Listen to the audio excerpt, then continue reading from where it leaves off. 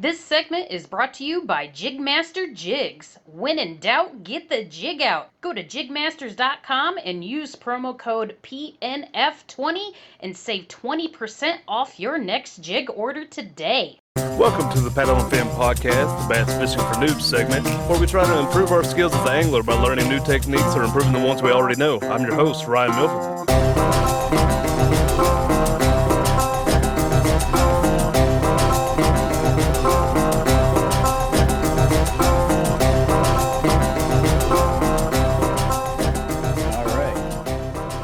Welcome back to the Bass Fishing for Noobs segment of the Paddle and Fin podcast. I'm your host, Sean Lavery. Ryan Milford is on vacation and on his way home from vacation at this moment. So flying a little solo by myself tonight, but I'm lucky enough to have the one and only Josh Eldridge with me. How's it going, Josh? I'm doing good. How are you? Not too bad. Josh is fresh off being out this morning in the third round of the Paddle and Fin I can't talk. The Paddle and Fin Spring Madness Bracket tournament that we're running. It was a tough morning for Josh. He can talk a little bit about that if he wants, but he did gut his way through it. Unfortunately, it just didn't work out, and doo-doo smacked him. Yeah, man, it was a tough go around. I kind of was trying to think of some places. I got some tips, and I knew I was gonna have to put up some big numbers to try to contend with Dustin and Daniel. So, and the area that I fish is actually a good area, good smallmouth bite, but we had that really big rain maybe not last week, prior to the week, where it was like 4 inches of rain, and it blew out the rivers, and they were still pretty high and still pretty dirty. And then we had another round on Friday. It wasn't nearly as bad, but it just kept everything muddy.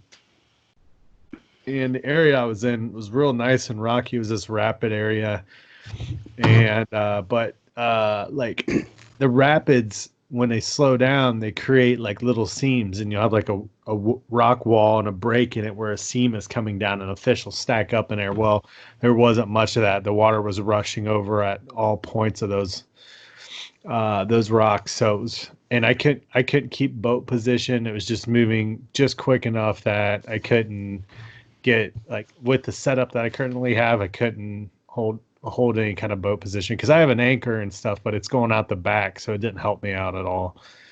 And I was kind of frustrated. I was dealing with the wind and that sort of thing. So, and then I was dealing with our connectivity issues, which I have no idea why it was happening. I don't know if it was from where Milford was tied in. Me and Brian were trying to figure it out because there was three of us it seemed like we were like all having this issue.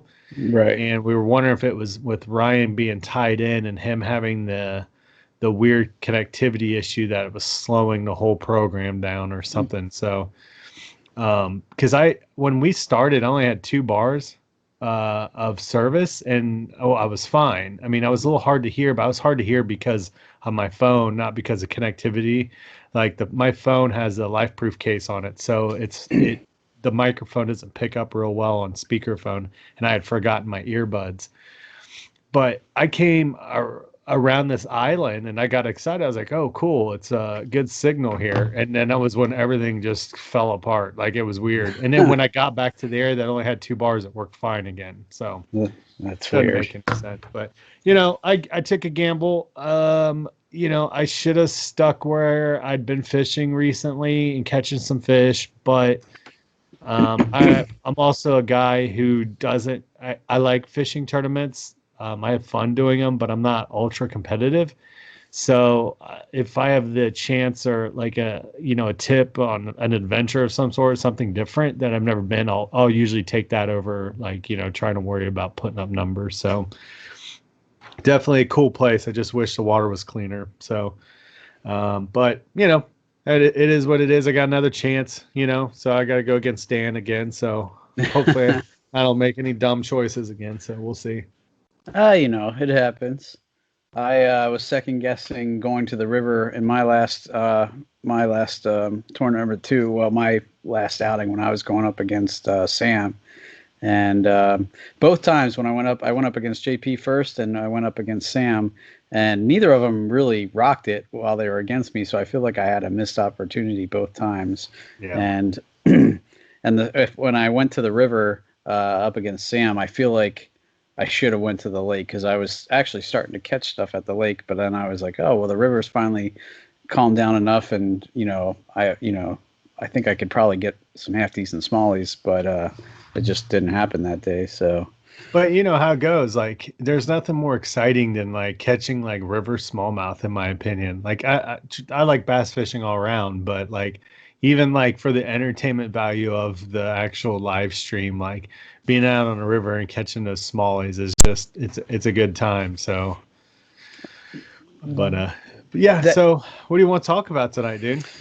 I was trying to think of what some mistakes that I've made as a noob, and one of the things I think that really hits home the most is how much dumb money I spent. And when I first started out, now that I have you guys to bounce all sorts of things off of, ask questions about, oh, where'd you get this, or what kind of discount code do you guys have for this, and I can definitely source stuff a little bit better. But for those our listeners who are just kind of getting started with this whole thing, just getting their feet wet, I wanted to talk a little bit about the best way, the most economical way to get into this.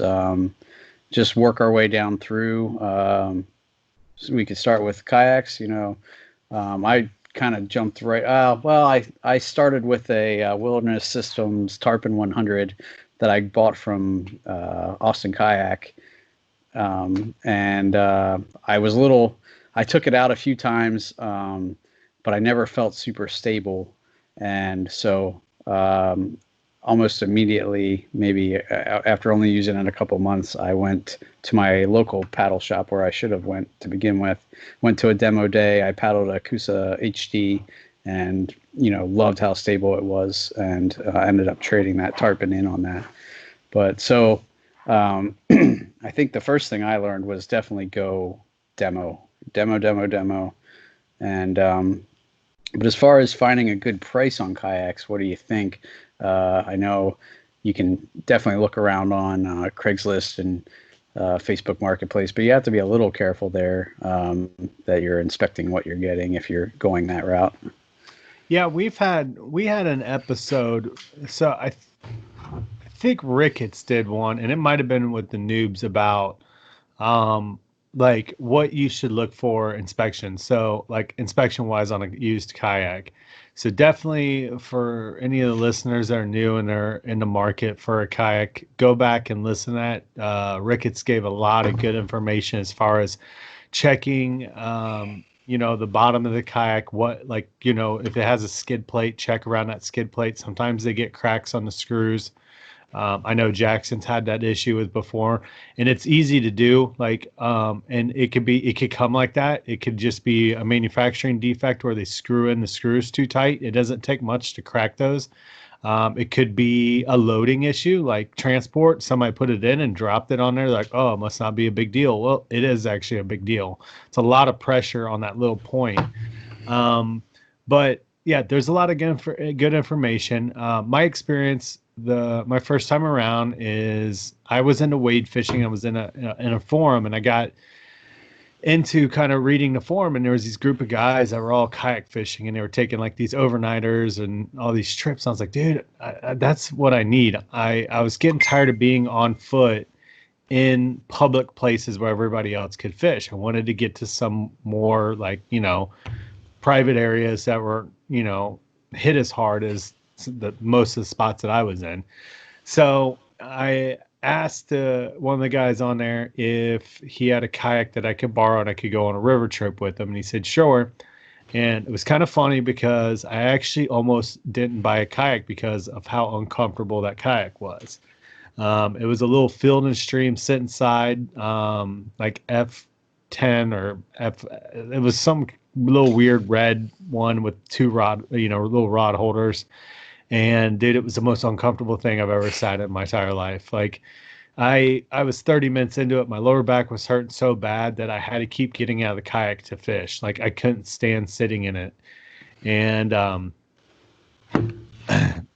being a sit inside, it had stability as far as like paddling stability. Like I could maneuver real easy.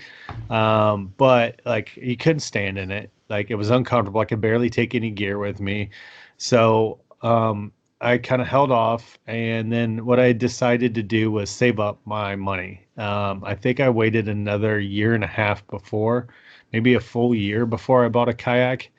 And I ended up going down to Loveland Canoe and Kayak. It's about a 45-minute drive south from where I live now. And this was on a on like a recommendation from somebody on the forum to check out Loveland. And so I went down there and ended up buying a Coosa HD as well, and bought my wife a Cruise 10. And we bought a trailer at the time. At the time, I actually had a Jeep Wrangler, and so I didn't have, the ability to. I wasn't about to try to top a Coosa HD and a Cruise 10 on that thing. So, and so we got a trailer with it as a package. I think we spent about all said and done around like $3,500 for the whole thing. So it really wasn't too hateful. My Coosa was brand new, but it was the previous year's model. It was still in plastic, so I got a discount. It was an unsold boat, and then my wife's boat was used.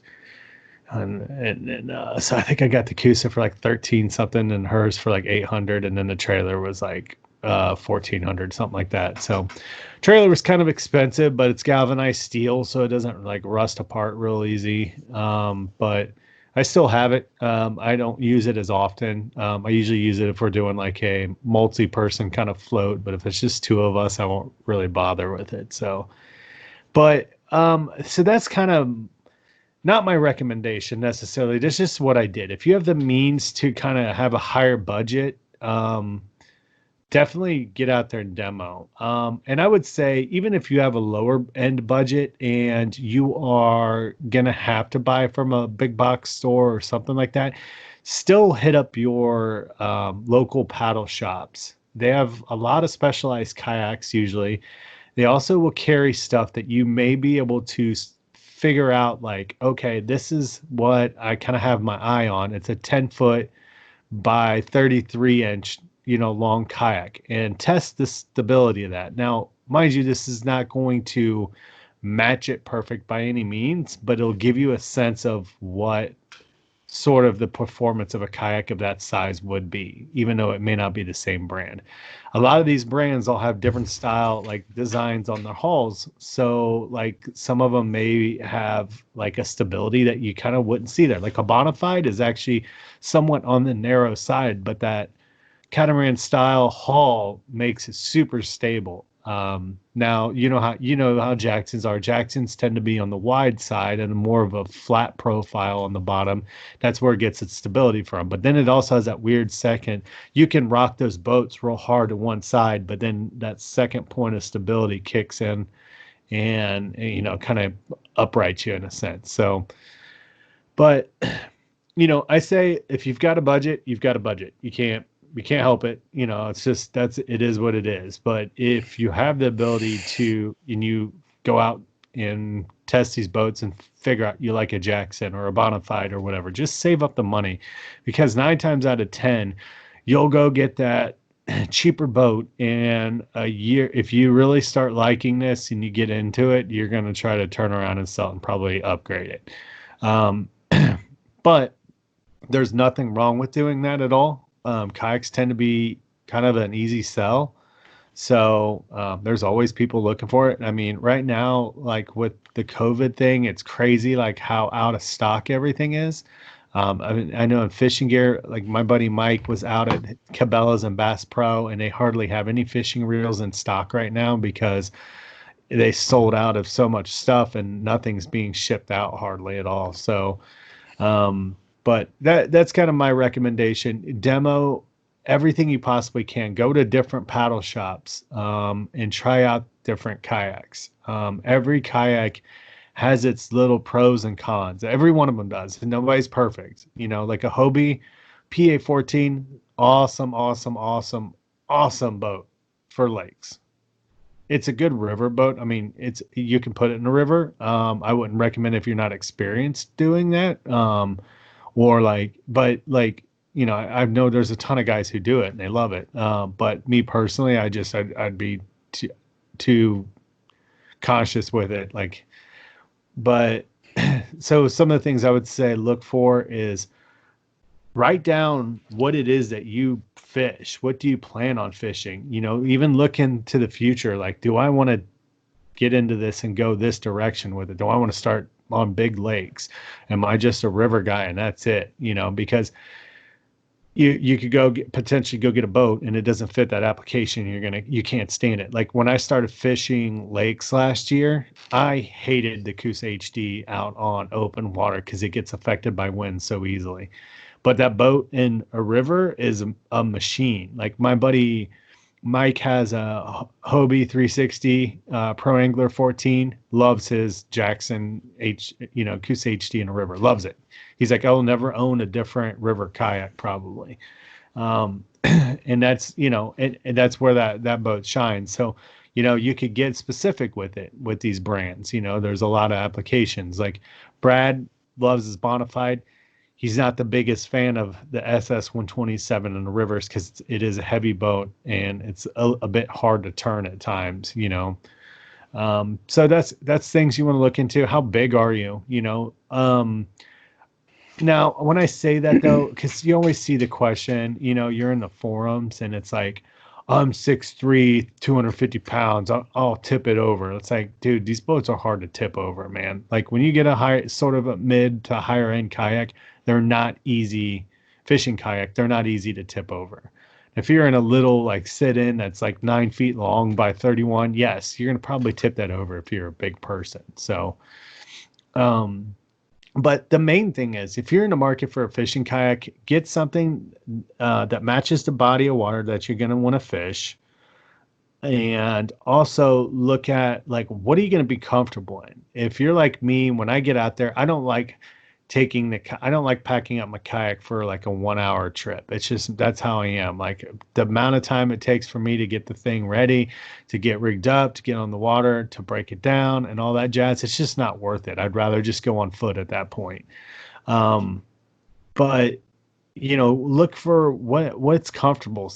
That's why we say demo. Like, can you see yourself being okay in this kayak for 6 to 8, 10 hours, however long you plan on being out there. But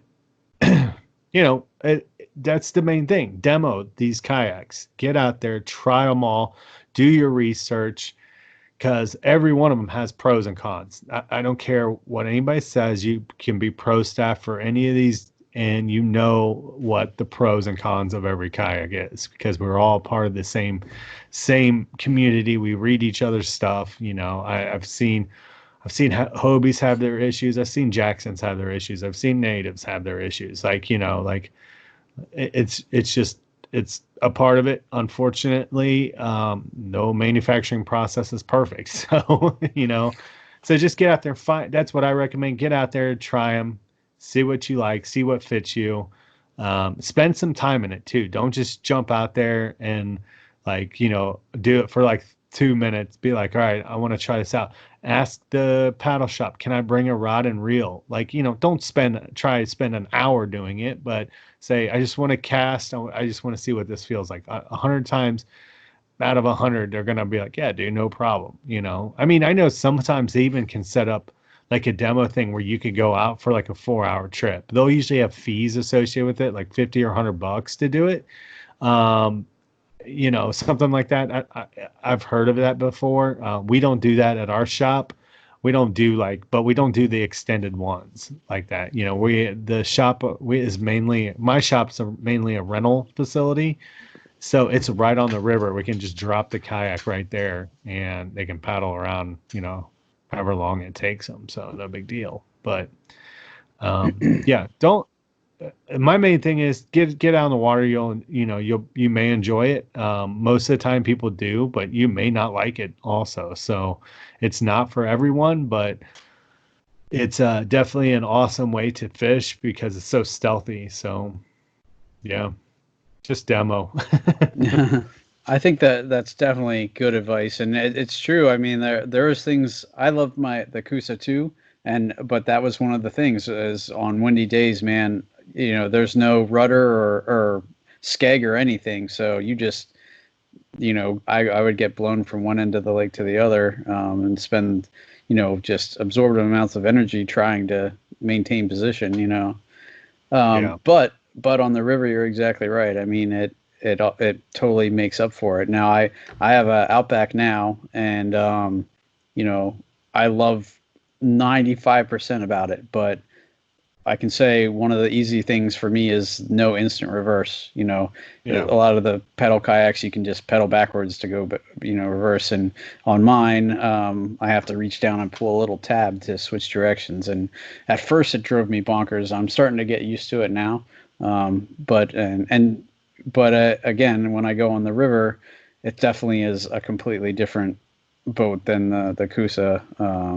And I'm still worried about, I have the kick up fins and stuff, but they only work if you're going the direction that the fins are facing. So if I'm drifting backwards, I have to remember to switch my fins to face that way so that if I back into something, it's not going to break. And the rudder's the same way. So definitely things you have to keep in mind. So, but I drove 3 hours to test drive the Hobie because the closest place to me was in Delaware.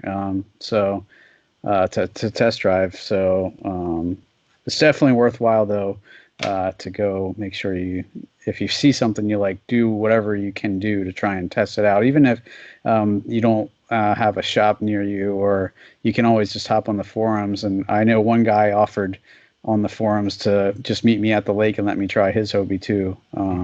So. Yeah, I mean, with like Brad and I, like part of our agreement with Loveland is to, if somebody needs to do a demo, that we necessarily don't have to come down the shop. If they're up here in our area, we just meet them out, whatever body water they want to fish out of. So it's not, it's just recommended. The kayaks, they're getting more and more expensive.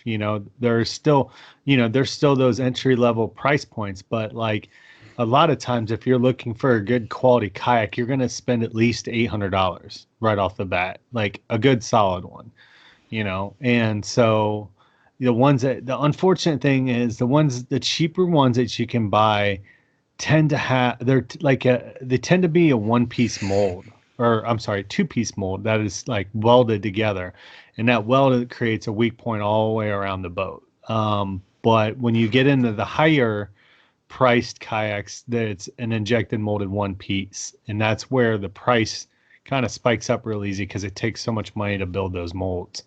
So it's another thing to keep in mind, because I've seen people buy those cheaper ones and they leave it out in the sun and the thing separates at that seam, like it starts to crack or collapse in on itself or whatever, and there's all kinds of problems with them. So definitely if you can budget it, just aim for the higher end, but if you can't, you get it, and you can always sell it, but just try to take care of it, because if it gets a giant hole in it, you're gonna have obviously an issue trying to get rid of it. So that's definitely, I mean, for my kids, I kind of went the cheaper route initially just to see if they'd like it. And, but I constantly think about that. Like, I don't take their kayaks in the river because I'm like, there's no way that's going to stand up to running into a rock.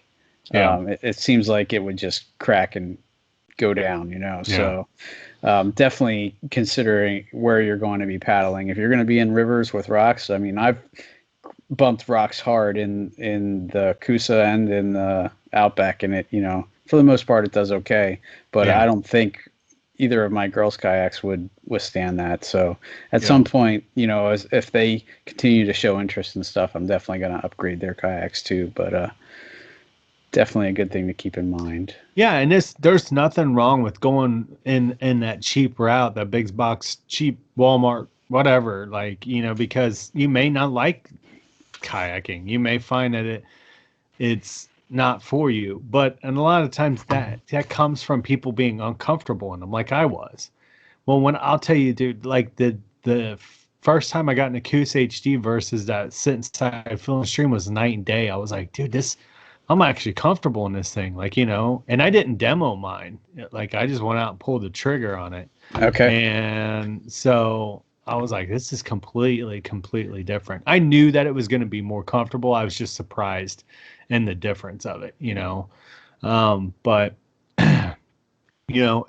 but that's the main thing. Try to get out there, try them out. The unfortunate thing is that with the big box stores, you're not going to be able to demo it. And that's why I say still try to hook up with a paddle shop, see what boats they have to offer, and see if you can kind of match the specs, to what you have an interest in that might be at Dick's or Walmart or whatever. So, yeah, I mean, even if you can, like you said, paddle one kind of this relatively the same length, you're going to get an idea of what it takes to turn a 10-footer versus a 12-footer versus a 6-footer, and the tracking too. Like, a shorter boat's definitely going to not track as well as a longer boat. So that kind of stuff is good to experience before you purchase. So definitely. So, like, I have a Kilroy HD right now. This is how different it can be. Okay, so the Kilroy HD comes in at 12 foot 10 inches long, and it's 36 inches wide.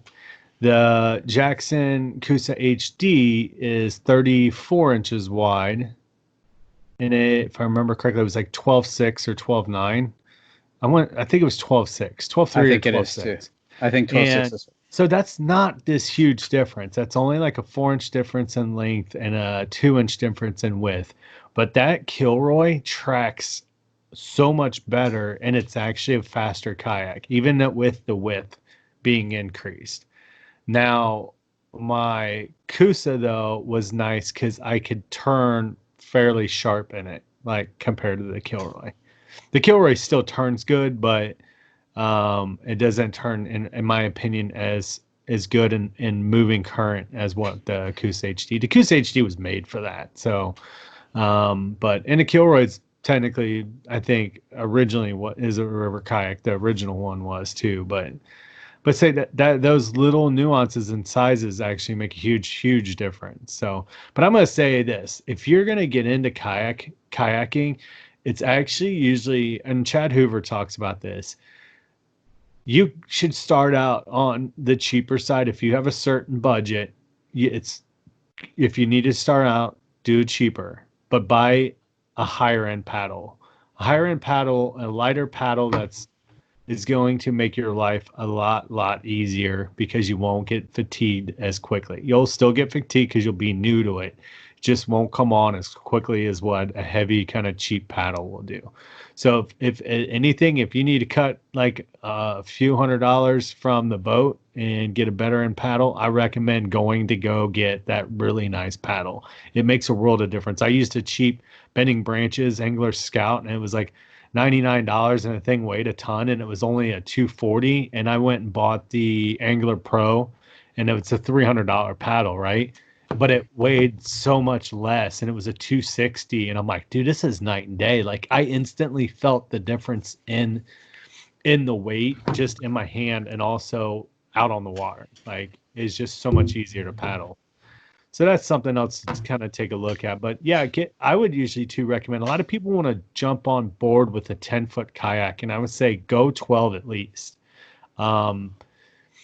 It's going to be quicker in the water. A 10-foot kayak is slow. It turns good, but with that turning ability comes awful tracking. So it's hard to paddle. Like you said, you're going to paddle and you're going to turn that nose like 2 feet to each side every single time.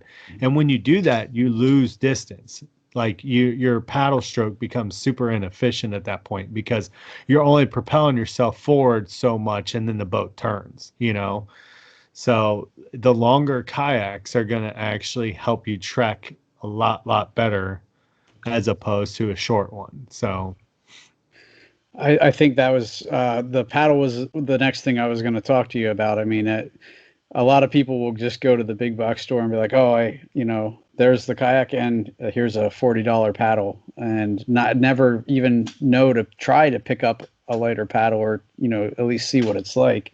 And that was definitely a learning experience for me too. Now, when I got my Tarpon 100 from Austin Kayak, I think it was a package, so it actually came with a half decent paddle. So I lucked out there. But until I tried even a nicer paddle yet, I didn't really understand. But it does make a world of difference, especially if you're gonna, if you're only gonna be out for an hour or so, you can probably get by. But if you're gonna spend any length of time on the water, it definitely makes a difference to get a paddle and to learn how to use it. That was the other thing that really helped me. Was I went to my local paddle place had classes and to teach you just proper paddling technique and stuff, and that definitely helped a ton too, as far as fatigue wise. And it's amazing how when you do it efficiently, how much easier it is. Yeah, and it's a good idea to do that like right away when you first get into it, because you guys interviewed Jeff, and he's got that really good paddling skills DVD for angling, and it's it's, you don't have to buy the DVD. It's actually on his YouTube channel. And I remember this was last year, the year before, I totally changed the way that I had to paddle because of that. So like, if you get into the kayak fishing game, go take some of these classes. They'll teach you the proper way, and you won't be like what I did, was form a bunch of bad habits that are hard to break. Like where you're just paddling with your arms. That's like the worst thing possible, because that's why it gets so hard to paddle for distances, because you're just using your arms, and your arms get tired, and your arms are important.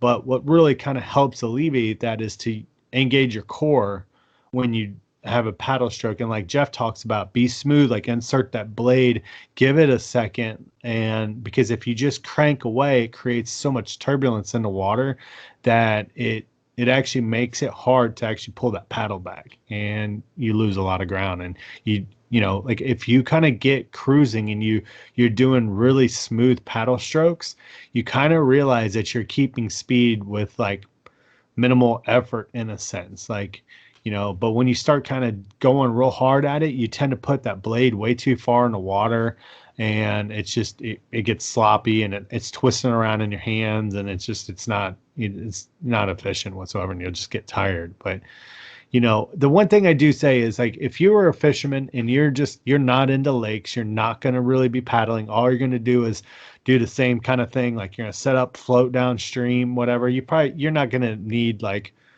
a crazy nice light paddle. You could get away with the heavier nylon, beat it against the rocks. It's going to still be there. It's not going to take any damage kind of paddle. That there's nothing wrong with it at that point. But if you're going to end up paddling upstream, you're definitely going to want a nicer paddle for sure. Cause that's where I really noticed the higher end, paddle like shines, is when I started to paddle like up against the current, and it just helped immensely. So, and then also go with the widest that you can possibly think of, for you, like, because a lot of these fishing kayaks are in the 30s, and I was told wrong. Somebody told me to buy a 240 because I was 5'11", 200 pounds.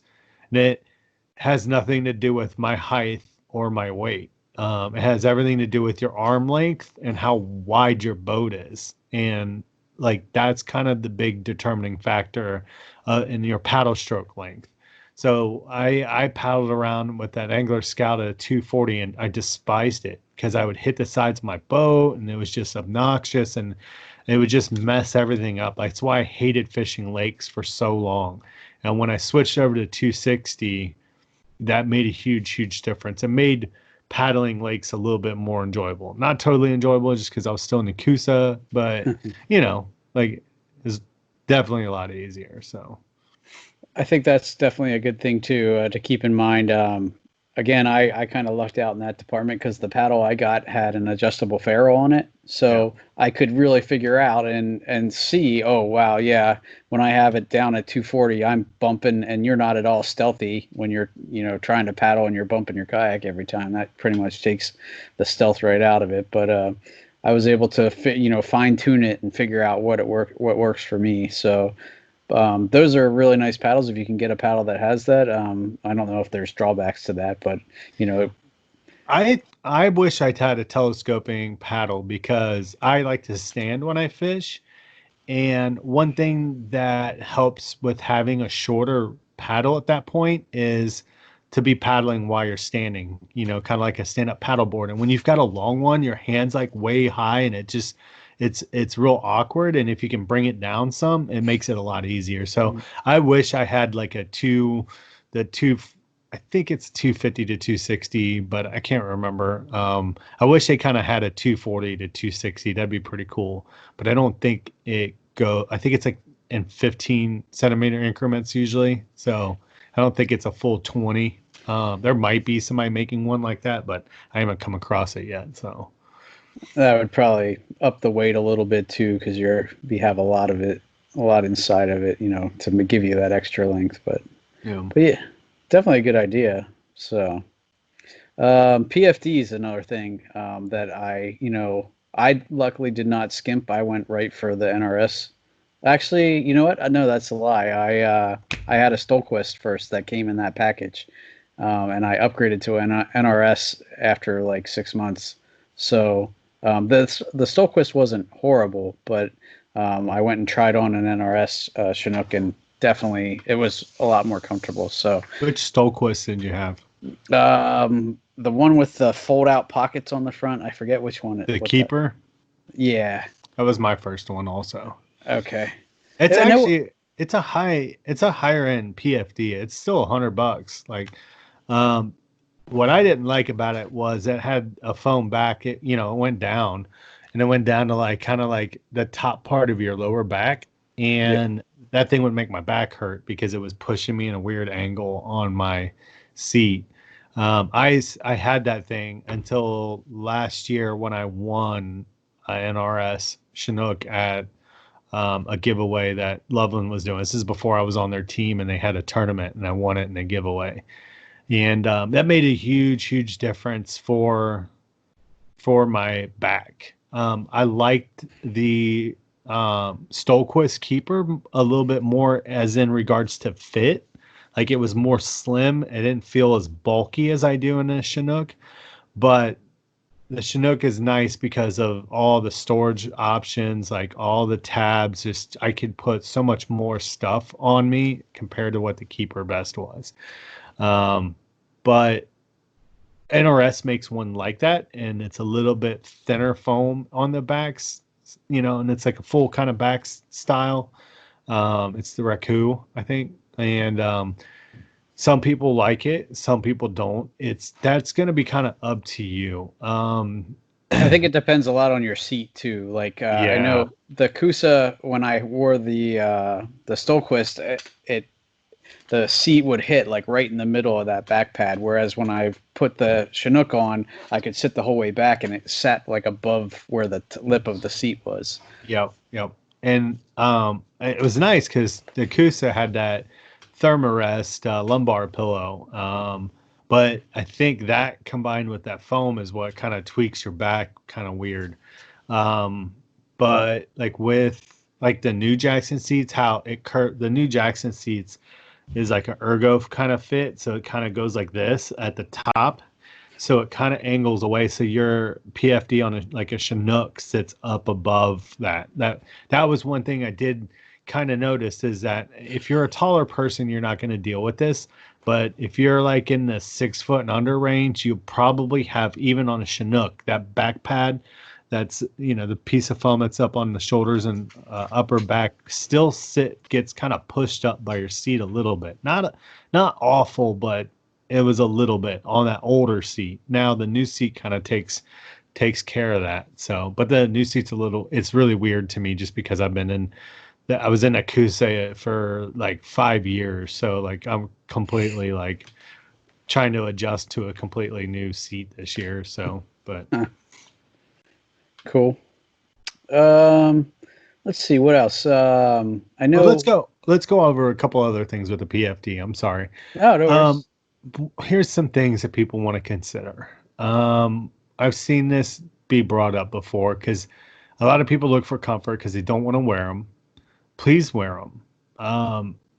And if you can, please wear ones that aren't auto inflates. I know that, and that can kind of be specific. I know there's tournaments out there that will not let you, or they don't want you to wear auto inflate or manual inflates, like especially on big bodies of water, if you're like in the Great Lakes or St. Clair or something like that, because it's just those big bodies of water are huge, and there's a reason why. They have a lot of accents on them. A lot of things can go wrong, and they just prefer you to have something that you're not going to have to worry about not working, like in a sense. So, but when you get one, you got to think about it. Like, what do I want to attach to it? There's jackets out there that if you're not going to attach anything to your jacket, there's some cheaper alternatives out there. But if you're going to start putting like a knife and whistle and, a pair of snips on it and, and this and that, like, it's funny because like, like the Chinook and a lot of these vests have these really cool kind of like fold out things. And then I'm like, dude, I've never used it for that reason. Not once, dude. I keep a phone in one and my keys in the other. Like, and that's it. I've never folded it down once and used it, not in a kayak. So it almost seems like that would be more aimed at fly fishermen, because I know fly fishing vests have that feature also. So, but yeah, for kayaking, never used it. Yeah, I don't use half the pockets on my Chinook. I think I have my whistle kind of tucked into one, and then I have my lure retriever for when I get a snag. I can, reach in, pop that on my line, let it slide down. But other than that, I don't really use all those pockets at all. But in regards to the inflatables, just if you go that route, buy a quality one and be sure to check it like often. Try to do it a couple times a year if you can. It's like I said before, nothing's made perfect. So like, even though the cartridge may be good or something, just change it out. Like, you never know. You could get a faulty cartridge. It's something you really, when you think about it, it's really simple to have happen. So, but yeah, go ahead. Sorry, I didn't mean to cut you off there, but no, that's okay. That's definitely good. I remember we were down in the inlet in Maryland flounder fishing, and the DNR guy came over just to check the length of our flounders to make sure we were legit. And I noticed he was wearing an inflatable, like a Mustang, I think was the brand. And we had a conversation about that I was like, I'm surprised that you guys are wear inflatables. He's like, wow, this is kind of like top of the line inflatable. He said it's guaranteed to go off 100% of the time. And I'm like, okay, well, still it surprised me. So there's definitely nice inflatables out there, but there's also, for every nice one, there's probably 10 crappy ones that aren't going to be as reliable. I've even seen like the ones that it's just a belt. It's not even, it doesn't even go over your shoulders. And I'm surprised that, those are even, I mean, that's not going to keep you upright. It might help you float, but if you're, knocked unconscious or whatever, it's not really going to help. Right. So just definitely keep that in mind. So, yeah. And like I can't stand wearing mine. Like I wish I didn't have to, but like what it comes down to is I have a family, I have kids, I have people who care about me. I'm not getting any younger. I don't necessarily take the best care of myself. So really kind of where my fear comes out of it, it's not about swimming. I was a really good swimmer. My fear comes out of having like a medical emergency and falling out of my kayak or something weird. You know what I mean? And I'm incapacitated. I can't, whether it's, and sorry, I don't mean to go in this direction because I know you had to deal with this. Like if I had a heart attack or, a stroke or something, like, or a breathing issue. And it's like, you may not be able to swim and, or you do fall out and you hit your head instantly. Like I fished rivers, man. I fished some funky places with some, rocks the size of cars, and they're man-made jagged rocks, like there's just all kinds of kind of issues that could go down.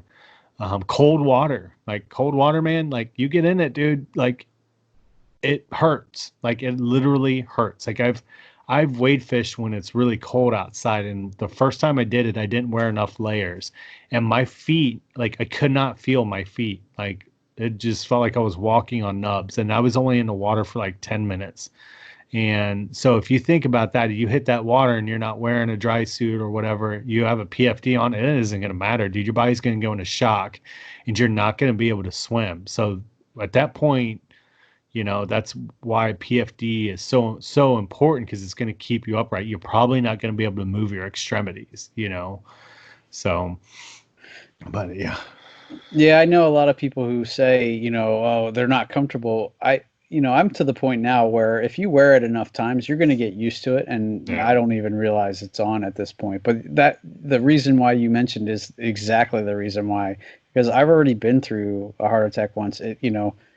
You're not going to know it's coming, and you're not going to have time to just be like, something bad's happening. I gotta put this on. It's not like that. You have to be ready for it to happen, and whatever peace of mind that gives you, it gives me a little bit of peace of mind anyway, that if something like that would happen again, I at least would be kept above water. Yeah, for the most and part. it's not 100% foolproof, but it's increasing your odds of surviving. So, oh yeah, I'm when good you with hear, that. if you listen to the fatalities in boating and stuff, like the percentage of people who actually pass away, and the percentage of those people who were not wearing our PFD, it's crazy. Like just putting that on increases your odds of survival, like over like 75% or something crazy like that. It's just Right. it's almost like a no-brainer, and that's why I think we stress it so much, because of all the things, that should be the very first thing. So Yeah, it's definitely a wise investment, and to be honest with you, I know we were trying to kind of talk about, like, keeping things cost effective, but it's another thing right there is the more expensive the better, 9 times out of 10. It sucks that it's like that. I kind of just wish they'd just make one good, just be like, here's a good, it's really, really good, like, and then have cheaper alternatives. Because at that point, you're kind of just toying with the idea of, is this thing going to do what it's advertised to do, right. But so what else do we want to get into? How about Sets, rods rods and and reels. tackles? Yeah, that kind of stuff. Like, for instance, you can go and buy a Luz or, an Abu Garcia at Dick's or one of those stores, or there's so many little, not little, but custom rod builders, or what's the word I'm thinking of? Like, I'm thinking of like the Six Skills, or the those kind of places. What's the one Brian just signed with? Douglas. Douglas. Not that they're little, but they're not, I think, as huge as some are. So, Yeah, it's a small company, but they make high-end reel or rods. Bleh, sorry. But so yeah, I, so I'm a I'm a kind of guy, you get what you pay for type person. So like, you buy the cheap kayak, it's going to be cheap. It's probably going to be uncomfortable. It's going to perform like crap. The same thing kind of goes with rods and reels. Now, one thing I would say though is, the more money you spend on your rod, the probably better chance that you actually have, angling wise, worth hooking up fish. More expensive rods tend to have better sensitivity. So that's just kind of the simple fact with it. I started out bass fishing with a tried and true ugly stick GX2, and it was on I put a loose carbon fire. That thing was like $50. And that rod, I don't even remember. It might have been $50. I don't know, 40 or $50. I don't know what they sell for now, but and it was my first combo, and I actually really liked it. And I've never, actually, I take that back. I did break it. I shut it in the car door and snapped the rod tip off. And but other than that, dude, that thing is a tank. It's hard to fish with when you're looking for sensitivity. If you were just casting with it, not a big deal.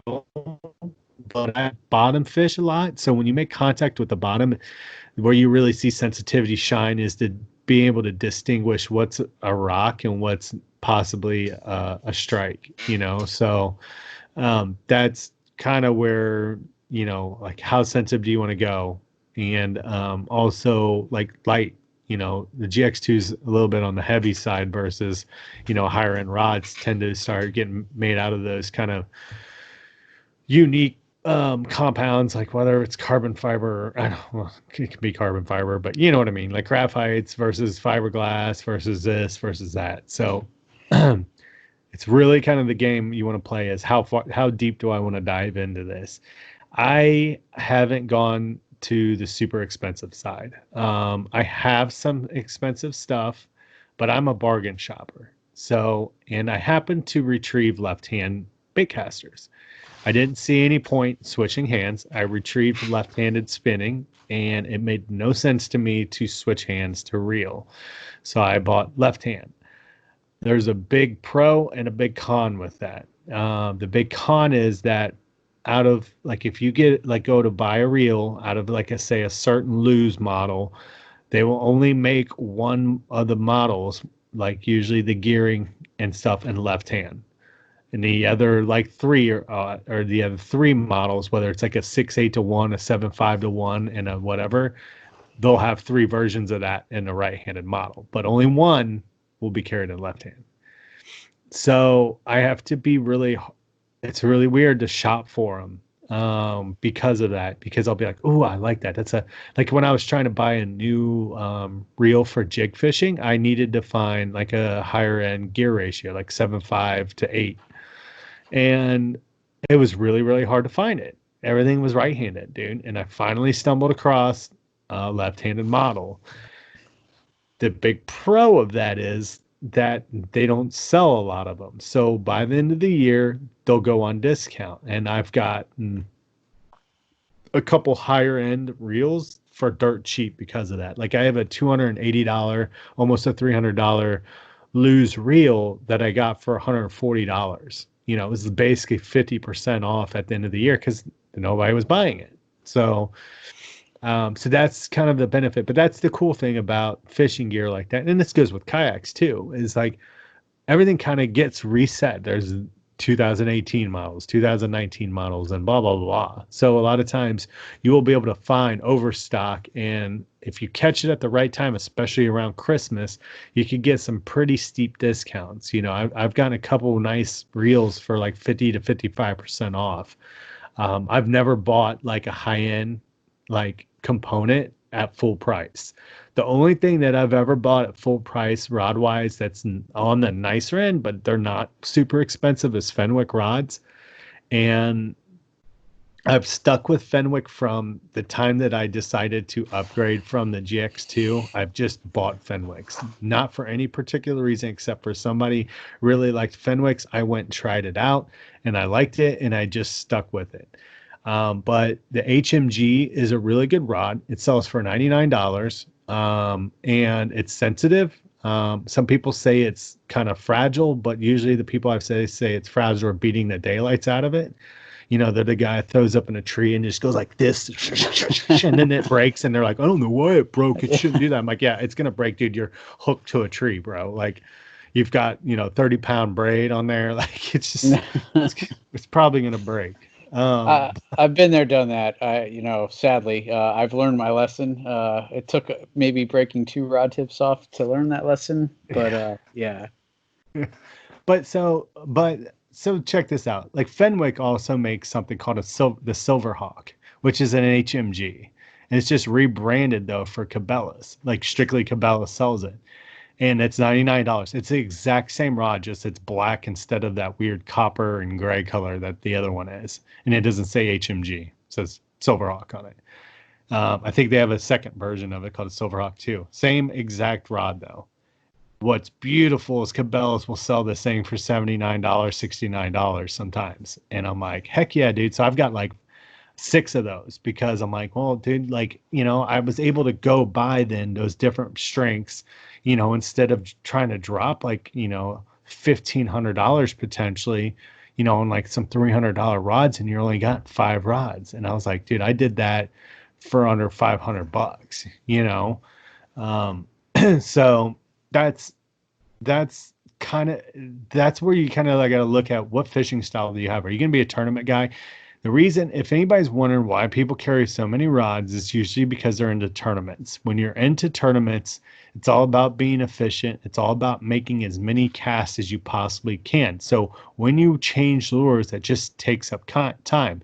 If you think about it, I changed the lure, you potentially what? Lost 2 casts potentially at that point, just maybe to be on the lower end even. Like, depending on how quick you are at or what you're tying on, you have to get it out, like you tie your knot, tie it back, put your stuff back, you probably lost 2 solid cast right there at that point. And you do that 10 times, like that's 20 casts that you lost during that tournament. So that's why you see the tournament guys do that. I'm not into tournaments, so but I still do. If I'm going to do it, I carry a lot of rods with me. I'll carry at least 4 to 6. And I know like Sam and them, they'd be carrying 8, 10 rods. Sam will have like 6, 7 rods just in his backpack, and he'll have 4 stored in the kayak itself too. And that's just because he takes everything possible. He's like, you don't know when the conditions change. You don't know what you're going to need. So, but like I said, it just makes you more efficient on the water where you don't have to get to switch back and forth. So, but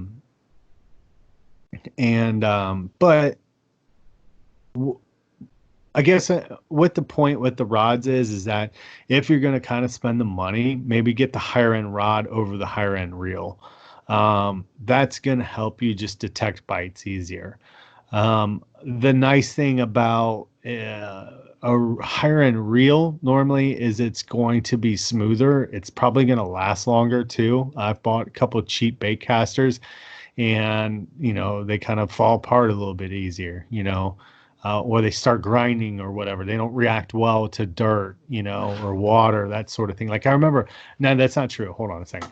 I bought a spinning reel. I bought a Smoke. Quantum Smoke was my first high-end reel, or higher-end reel. It's not a super high-end reel, but it's like 130 to 150 bucks at the time. I think it's like 180 to 70 or 80 now. But that reel was awesome. Super light, super smooth. If it rained, no, dude, it was garbage because it had so much cutout, and it was like the reel was so light that it was so exposed that if it rained and got water on it, it changed the complete performance of it. It would feel like I was literally like I'd stuck peanut butter in the gears and stuff. It was weird. But that's kind of my take on it. I have a buddy who had bought like a cheaper reel and put it on a nicer rod. And he was like, yeah, man, he's like, I just don't see the reason I can cast as far as I need to with what I have. And, but, like I said before, with the cheaper end reels, you may run into an issue of breakage a lot easier. They're gonna skimp on parts like the bail wire and the bail spring and, kind of things like that you don't really think of. And you're sitting there fishing one day, and then the side of your bail explodes out, and it's because it's got a bad screw in it or something like that. And if I don't know if you ever opened one of those to cover where your bail spring is, but it doesn't stay there real nice and neat. It likes to shoot out, and it's a tiny spring, and 9 times out of 10 you never find it again. So that's definitely good to keep in mind too. Yeah. I'm still probably on the lower end of most of those things. I have, I like my most expensive rod is a St. Croix rod. And I bought a Shimano baitcaster reel to go with that, but it's not like the top of the line Shimano. It's probably on their lower end. And most of my other rods are down from there, rods and reels. But so I'm still learning, but I definitely, have learned about, the sensitivity makes a huge difference. That I don't know.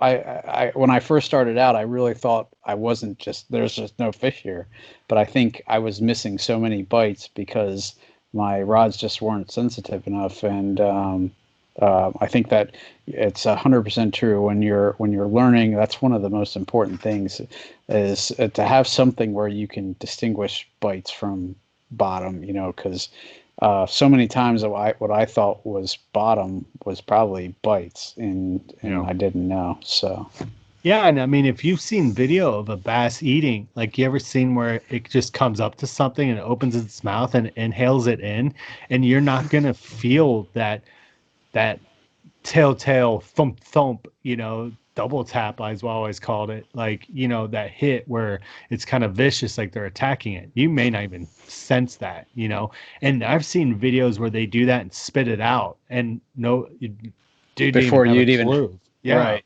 Yeah.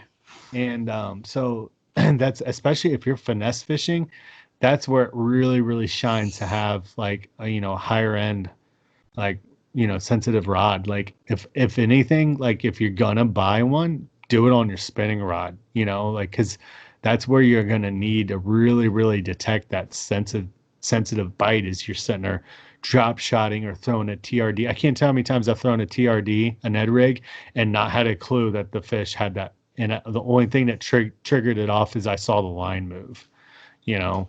Um, but it's but yeah, like my kind of advice is shop smart. Don't spend full price. If you like a certain brand, follow that brand. Pay attention to their like newsletters, what they're doing with their reels, because what you'll find in sometimes is when they do a redesign of, say, they're going to redesign the Corrado, like those previous model Corrados are probably going to go on sale at some point, and you could strike a really, really good deal with them. Go to fishing shows, go to fishing expos. Oh my gosh, dude. Like, dude, I've got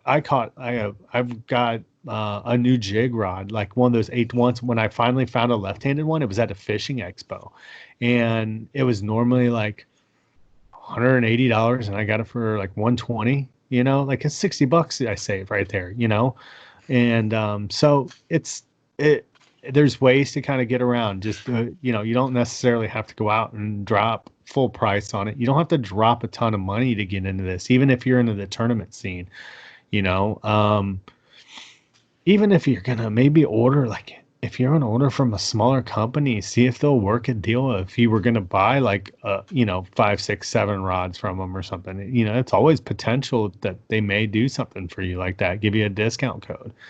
you know Ask around if you know people that are on teams, see if they have one. A lot of times they do have one to give out, so Yeah, I think all very good points. Yeah, definitely, 9 times out of 10, there is a way to get it even just a tiny bit cheaper. But so if you're thinking about it and you're, looking at a rod or reel or anything really, just take a look at your options before you pay full price, because there's 9 times out of 10, there's some way to get at least something off of it. yeah. So. And I'm a big Lew's reel guy. Like I love Lew's reels, and then I'm really into Fenwick rods. But I got real stoked because like I don't like, if you follow like iCast and stuff like that, Fenwick has kind of become known to make really good combos. Like they're not like super high end or anything. They just make a decent combo for a good price point. And they had the Mock series, they had the Crush, and it was one of the ones with the bright orange one, and they had the bright green one and stuff. And I know a lot of people that went out and they have 3 or 4 of those. They had a couple nicer combos, but they got into tournament fishing, but they didn't want to go drop like, another $500, $600, $700 per rod kind of deal, So they went and bought those, and they're like, dude, I use these more. Like my buddy Mike, he loves that HMG, like the Fenwick HMG, and it's got a good price point. It's $99, man. He's like, dude, and Brad loves it too. Like there's so many people really like it, and they're like, and there's nothing wrong with the expensive rods. Like I know how nice St. Croix are. Like if I had the money, dude, I'd probably throw all St. Croix. I don't like, for having 6 rods on my kayak, and I'm thinking those are like $300 a piece. I'm like, good Lord, that's pushing $2,000, just in the rods themselves. Mine was not 300. Mine was like 150. Mine's one of the Mojo Bass series. But those are good. Those are good too, though. That's the thing that's cool about St. Croix is like they even they take a lot of consideration of what everything they build there. So like even when they have a lower end rod, they still put some high end stuff into it. Like that's kind of what's cool about it. That's kind of what Fenwick does a little bit. Not as extravagant, as good as what St. Croix does, but like the HMG's got a decent reel seat. It's got decent guides in it. They're not the best, but they're better than like some of the other ones. Now, don't get me wrong, Fenwick also has one. It's called the Eagle, and it's a piece of crap. Like, it has no coating on the guides. Like, you look at it and you're like, dude, I just see that thing sawing through my line like constantly, but it's only like $50 though too, or something like that. So, but yeah, it's all things to consider. It's fishing's expensive. It really, really is. When you think about it, it gets expensive with certain things. Like, I'm a kayak guy. I just like one fish and the thing's usually done. Like, Yeah. I mean, I went through 4 today and I didn't even catch a fish. Yeah. Like, I kept getting bites, like these short strikes, and they were tearing the kayak apart. I think I got hit by a walleye or pike today. It just bit the tail clean off. Like, so, and you think about those things are like $5 or $6 for a pack, but throwing plastics is way cheaper than throwing hard baits. So, it's the other thing to consider too. Like, but there's ways to be a budget-minded angler, and even be able to score higher end products. Like I was talking about with the left-handed and versus right-handed, or like when they redesign stuff. Just you shop around. Like, if you're like us or like me, and I'm obsessed with kayak fishing and fishing in general, like usually 4 times a week I'm on Tackle Warehouse or something, and I'm just browsing at it. And that's why I catch those sales. Sometimes they'll do like a flash 24-hour sale and they'll sell something dirt cheap. So if you're looking to get that stuff, go in and sign up for their like email alerts, and then shut it off when you're ready, when you're done with it, and then you may stumble across something good. I think it's true. I ended up getting a 13 fishing rod, a nice one. It was regularly 180, but because they were redesigning it, they sold that year's model, and it really was still a super nice reel. I think I got it for like $79 or something crazy. Yeah. So definitely that's a good idea too. At one point in time, that was the top of the line rod, and just a year passes and then all of a sudden it's half price. So it's definitely a good idea to keep an eye on that. And I almost, it's funny you talked about the left-handed. I almost started teaching myself that just because I started running across all these that I could find for like real cheap, but I have not done that yet. I still switch hands, but like I got 2 Fenwicks this past year. I got their most expensive rod, and it's like $299. And so I think I got Fishbrain. I think I saw it on Fishbrain on Facebook, and I was like, what? And I'm like, no way. And I went on there. I was like, the Fenwick World Class rod. I'm like, that thing's $300. I'm like, they're selling it for $150. And I'm like, what?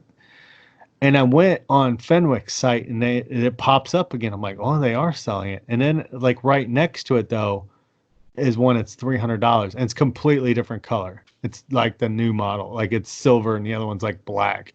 And I'm like, oh, this is last year's stuff. So I bought 2 of them. I was like, dude, I bought 2 of them for the price of what one was.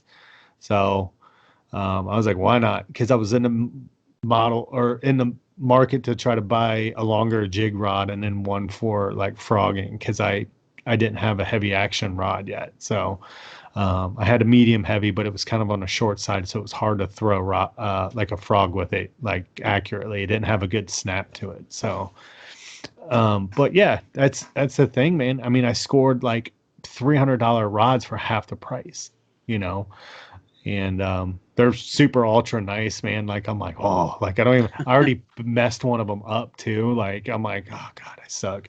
That's why you guys buy rod covers, dude. Like, I set it in the back of the truck, and my toolbox, I got a little toolbox for the fish finder and my batteries. It was back there, and it has wheels on it, and it rolled over the guide and bent it. I mean, flattened the guide too, and it chipped the epoxy that's on the threads around the eyelet. I'm like, made me sick. I've maybe used that rod like twice right at this point too. So Yeah, that definitely happens. That 13 rod I was telling you about, I lost it in the river. Probably my first trip out this year. I went to get my paddle out and popped it right out of the rod holder and down in the water she went. So I now have floats on my rods after that heartbreak, but it happens. So all right, man. Well, hey, I think that was a ton of good info. I appreciate you coming on kind of last minute with me tonight. no worries. And definitely we will have to have you on again sometime, brother, because I enjoyed it. Again, good job this morning. Toughing your way through that. There's nothing good about that. Yeah, you were there. You tried. I mean, so thanks again, man. And I guess we'll finish with our tagline. Have you heard our tagline, right? Yeah. I edit your guys' pods now. So. Right. All right. Well, this has been the Bass Fishing for Noobs segment of the Paddle and Fin podcast. We're bringing you the tips, the tricks, and the techniques to help you rip more lips.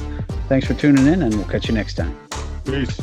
Thanks for tuning in to another killer episode on Paddle and Fin. Don't forget to go check out our website at paddle_and_fin.com. Don't forget to check out the YouTube channel at Paddle and Fin. If you got a question, comment, want to hear from a future guest on a future episode, feel free to email us at paddle_and_fin@gmail.com. Don't forget to follow us on social media at Paddle and Fin on Facebook and Instagram. Shout out to our show supporters, Angler. The Angler button and app just makes for a better time on the water and creates a virtual logbook for every fishing outing out on the water. Shout out to Rocktown Adventures, located in Northern Illinois, for all your kayaking, camping, and hiking needs. TRC Covers, protect your investment. Catch Products, shout out to Catch Products. Go to catchproducts.com and put the Paddle and Fin logo directly on your catch board. Shout out to Jig Masters Jigs. When in doubt, get the jig out. Go to jigmasters.com, use promo code PNF20 and save 20% on all your jig and tackle needs.